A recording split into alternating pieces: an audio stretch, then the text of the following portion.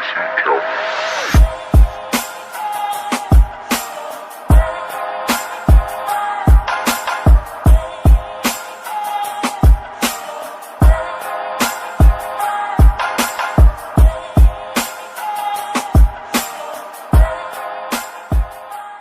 in the last video I spoke about how to approach the flash go in a boulder problem, and what I said at the end of that one is that in the next video I'd talk about the goes and potentially the session after that flash go. So let's say the flash go you fell off, it was on a problem that is something that you'd climb maybe in a few goes or in a session, or maybe just into 2 sessions if for whatever reason you let it kind of slip away. The first thing I'm going to suggest is that you try and film yourself. So this is something I've done for years. I know a lot of other people that do it, and I think it's probably the most useful tool for analysing yourself climbing. Because it's one thing to kind of have in your head a reason why you fell off. It's another thing to see the footage of yourself climbing and see, okay, that's why I fell off. I didn't have that foot on right, or I adjusted it too many times, or I took too long doing this or that. There's so many more things you can gain from reviewing the footage of yourself climbing that you can't get from simply your memory. Obviously everyone's got a phone these days that's got a camera on it. I'd strongly recommend filming as much of your climbing as you can, really. So the first thing you want to know about that flash go is where you fell off and why. Sometimes you'll fall off a move because of accumulation. You've done X amount of moves up to a move and you just couldn't hold on or pull anymore and you fell off. Sometimes you'll have made a bunch of mistakes up to that point that'll have caused you to get tired. Sometimes it is just accumulation of the moves. Other times you'll fall off a move simply because it felt hard or it was a hard move.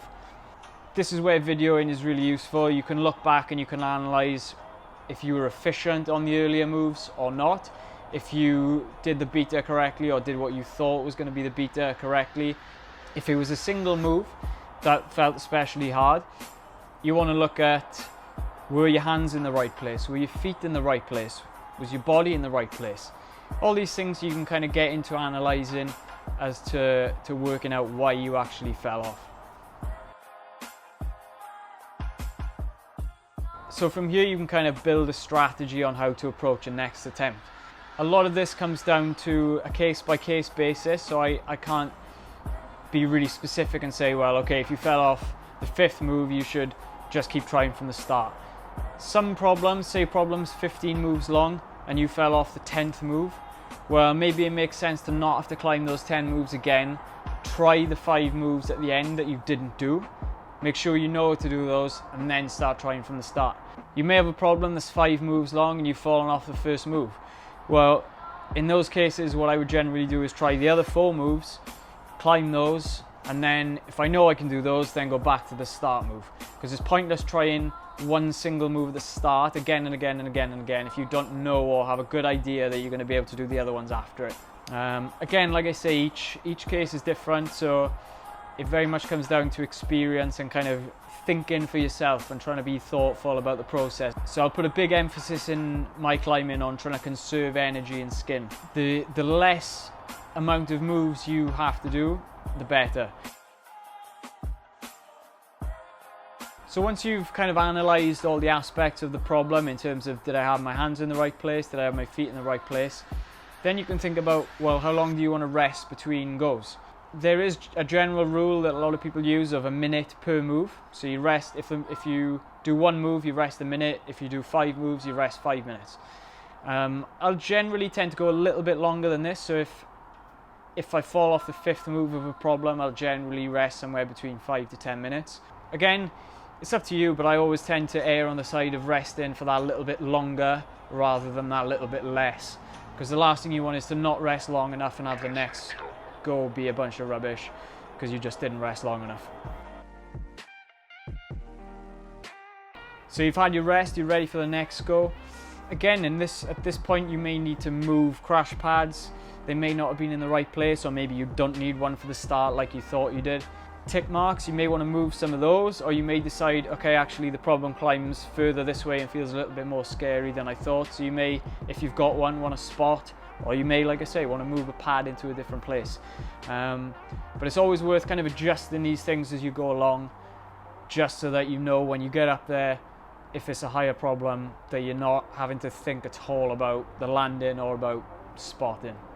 The more you use your brain to problem solve and to analyze what's happened, the more skin and energy you save ultimately. Obviously, a lot of the time we just get to the boulders and we just want to climb and we just blast away. But if it's something you really want to do, the chances are you're prepared to put in a little bit more effort and take a little bit more time to do it. So again, I'd suggest using the time spent sat on the crash pads looking at the thing as well as you possibly can, and as gaining as much information about the problem as you can, looking at the handholds, looking at the footholds, deciding maybe if you can hold a hold in a different way, or if putting your body in a different place is going to make a difference. There are so many subtleties to these things that can really change a problem so quickly and so much. So it really is worth just getting as close as you can and trying to consider every little option that might make the thing easier. So with a single move that feels really difficult or impossible, I've seen so many times, and I've been guilty of it myself, where you just simply write it off straight away. And I can't suggest strongly enough that you shouldn't do that. The amount of times I've seen other people, and I've done it myself, try a move and say, no way, that move's too hard, I'm not going to be able to do that today.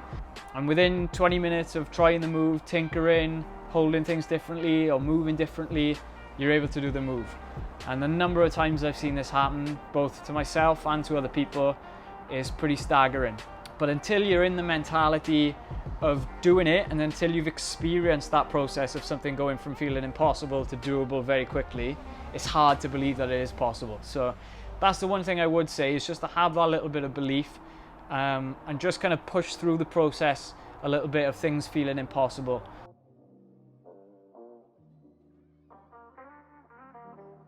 So the last thing I'll sort of think about during a session is kind of skin and energy management. So really when to stop. If you're climbing just for the day and you're going to rest 4 days after, okay, maybe you can blast your skin and not be too worried about it being torn for days. If you're on a trip and you're going to climb every day, or you want to climb the next 2 or 3 days, it's definitely worth being a bit more cautious with your skin and with your body and thinking about, you know, stopping before things are too bad. It is worth, in my opinion as well, learning to climb a little bit with tape on. For example, Adam Ondra, the best climber in the world, find me a video or a picture with him climbing with tape on. They're not out there. He said publicly he doesn't like climbing with tape on. He's not really able to climb with tape. So obviously for him that's a little bit of a mental crutch.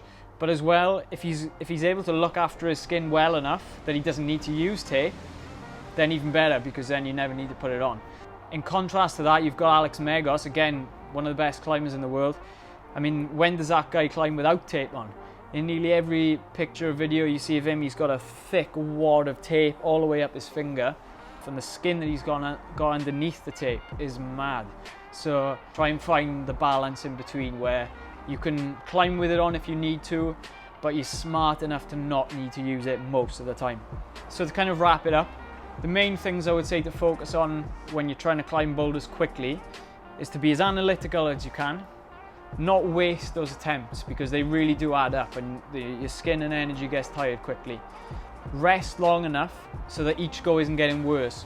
As soon as you start noticing the goes are starting getting worse, then either you're not resting long enough or it's time to stop. But for me, the general theme of trying to climb things quickly is to be analytical towards them, spend as much time working out what I did wrong as possible, learning from each of those attempts for the next one. I hope that was of some use.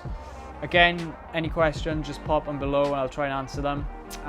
If you've got anything else that you think you may want to see a video on, again, let me know and I'll see what I can do. So cheers guys.